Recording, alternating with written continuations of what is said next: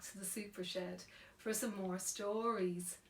I hope everybody's been staying safe and looking after their families. And have you been remembering to wash your hands? You have? Oh, that's great. Now, today I have some very exciting news because it's Lottie's birthday.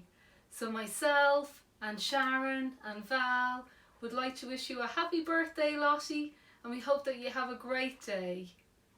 Now, Lottie requested a special story and she wanted a fairy story, and I remembered one that she enjoys. I wonder which fairy story could it be?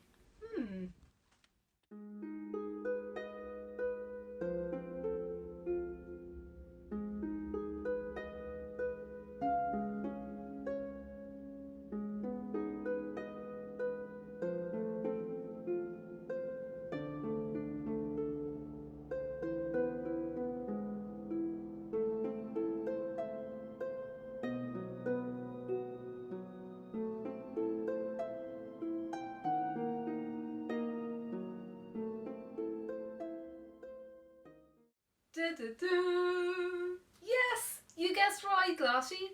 It is the naughtiest ever fairy. High on a green hill in a little yellow house lived the naughtiest ever fairy. After a busy morning thinking up tricks and mixing spells, the naughtiest ever fairy liked to take a nap.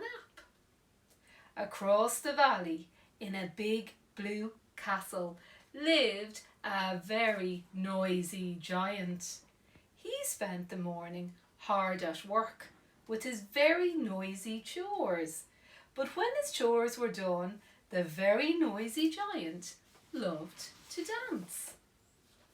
Every afternoon, just as the naughtiest ever fairy climbed into bed and closed her eyes, the very noisy giant would put on his favourite noisy music, and then he would skip and he would spin in his giant boots. It was getting harder and harder for the naughtiest ever fairy to get any sleep at all. Rattle, clatter, crash, the naughty fairy woke with a jump. She just had enough. She couldn't get her beauty sleep, and it was starting to show. As you can imagine, the naughty fairy was getting very grumpy. If the giant wasn't so big, she thought, he wouldn't make so much noise.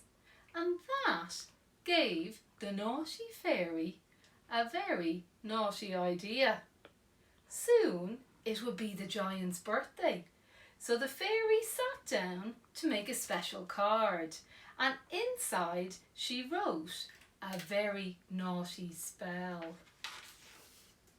In fact, the spell was so naughty that I can't tell you what it said until the magic wears off. That should do the trick, smiled the naughty fairy, and she popped it in the postbox. On his birthday, the noisy giant danced down the stairs. Just then, a card popped through the letterbox. Yippee! He cried, because giants don't get very many birthday cards. Who's it from? He thought. Oh no, said the giant. I forgot. I can't read. I need to find someone who's very clever and could read, he thought to himself.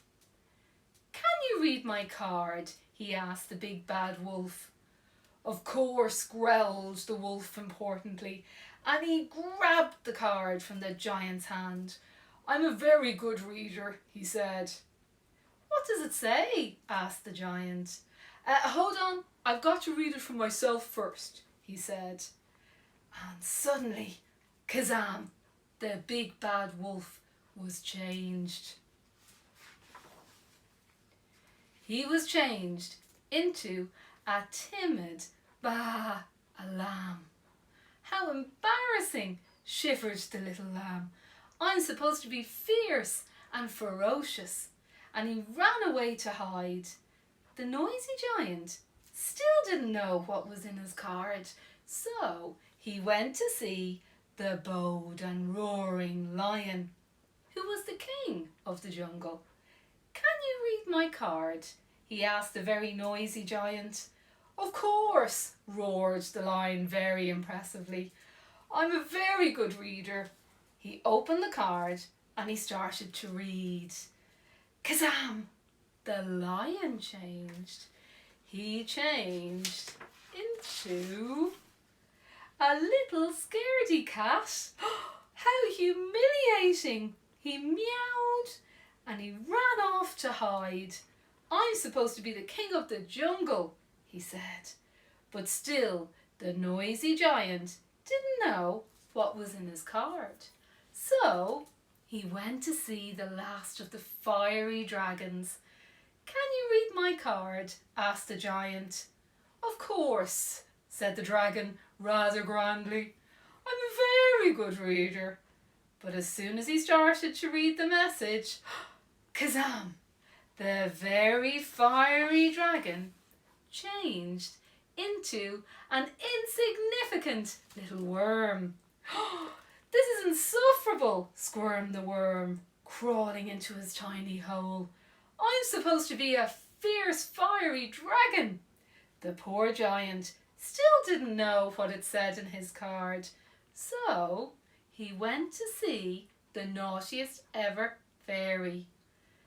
"Giant!" she gasped, very surprised to see him, so big and so noisy. "Didn't you get your card?" "Yes," said the giant, "but I can't read it." "Can you help?" he asked the naughtiest fairy.